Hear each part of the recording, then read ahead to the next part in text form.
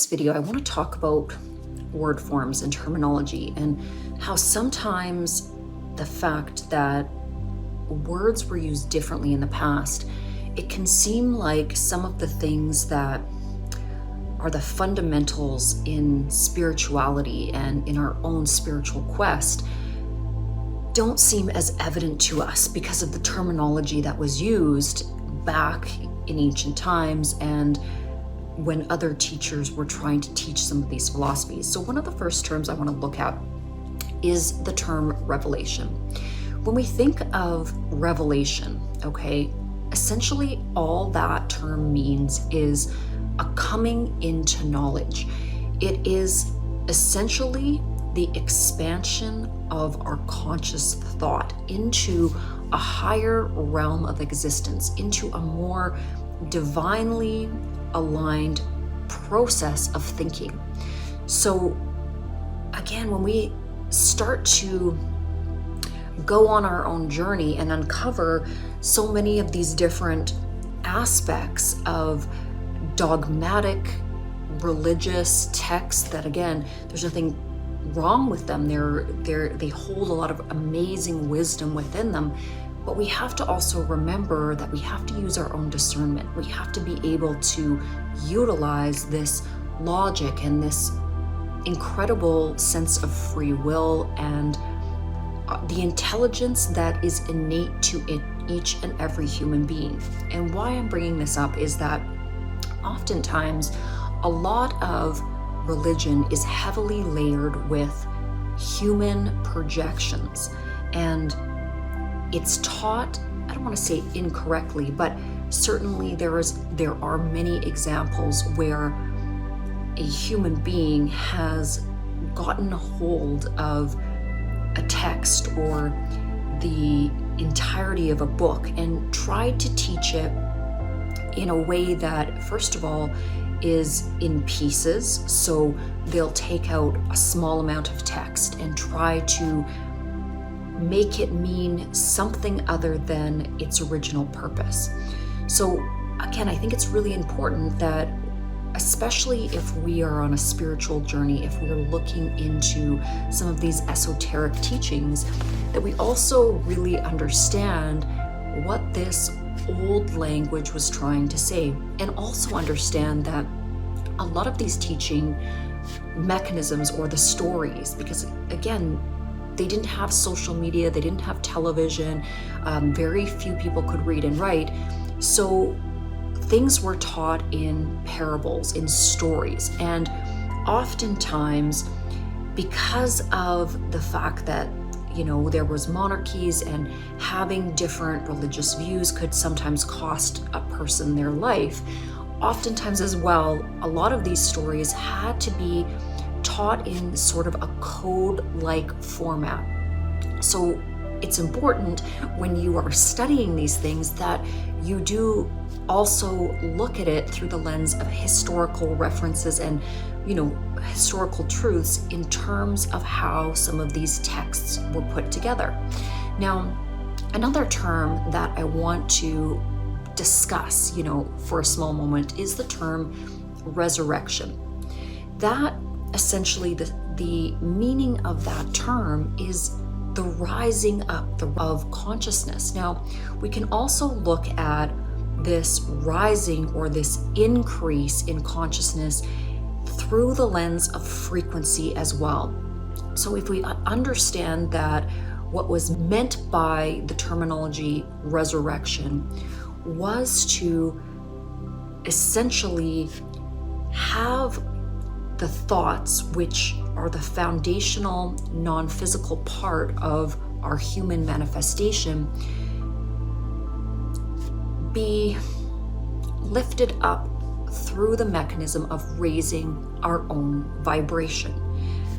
I'm not going to get into this too much more in this particular video, other than to say that it's pretty obvious that when we acclimate our consciousness towards this upward trajectory, there are many things that are going to change in terms of our own experience of the manifest reality that, again, we essentially call into action.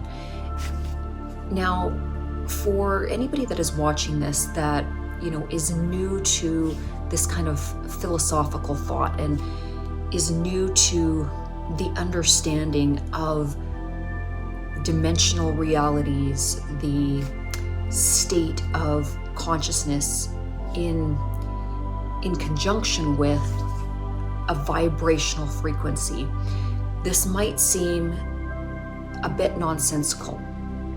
And the best way that I can explain it is to, I guess, give an example that is very tangible. So if we think of the states of different, elements in terms of structures in the environment, let's just take water, for example. As the frequency or the thermal energy of that particular molecule, so the H2O molecule, as its frequency increases, you're going to see that it actually changes state, or if its frequency slows down, again, it is going to move into a different state. We are actually not all that different in terms of how our actual body structure is designed to work.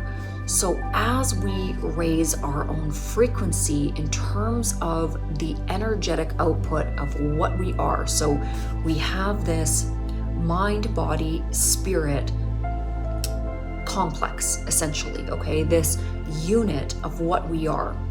And its form is held together through our consciousness. So it is our consciousness that essentially congeals the parts of what we are, these, individualized cells, and beyond that into the atomic level and the subatomic level. It is that thing which we are experiencing three-dimensional reality through. But as we loosen our need to tether ourselves to the lower levels of consciousness, what you'll find is that you desire or you need a body less and less and less. It's not that you don't enjoy the experiences of having a body and you don't understand the absolute value of wisdom and knowledge and the understanding of energy itself that is gained through having a body. But one comes to realize as well through this journey the limitations of also having a body as well, or having this particular body. And one starts to wonder what other body forms would be able to achieve depending on where one's consciousness was acclimated to.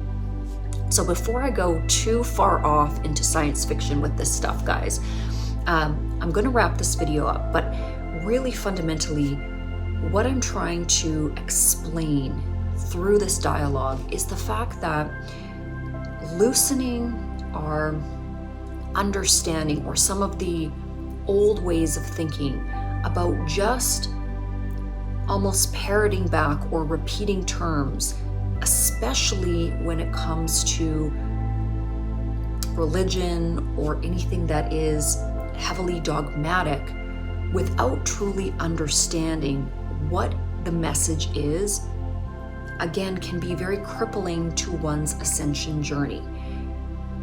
And to study from the perspective or the lens of, again, just regurgitation, just hearing something and essentially spitting it back out in the exact same form we heard it in, doesn't cause our consciousness to dig deep and really unravel what the original teaching is supposed to be bringing forth to us.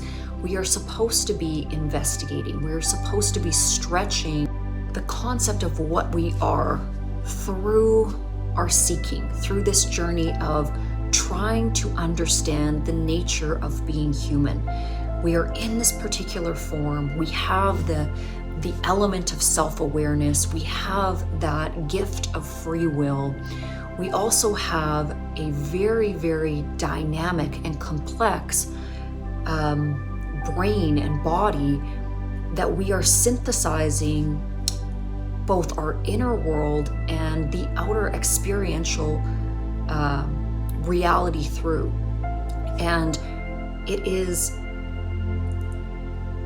again, through that lens of, or not even a lens, it's more of a desire, through the desire for deeper and deeper understanding, through our questioning, is truly the unification of the self into that which is divine. It's not about repeating certain words or word forms. It's not about learning certain texts and knowing them and memorizing them. It's not about doing certain rituals over and over and over that gets you into the good grace of a potentially judgmental God. This is not the original teaching philosophies, okay? It was about a path to freedom, to love, to loving unconditionally, to loving others, to having grace and compassion and humility for all life forms, and again, to deepen and enrich our experience of the beautiful gift of living. All right, it is Friday night. I'm going to wrap this particular video up, and hopefully, again, we'll see you in the next video. If you have any specific questions, feel free to ask them in the comments, and I'll do my very, very best to make a video about anything that is ever asked.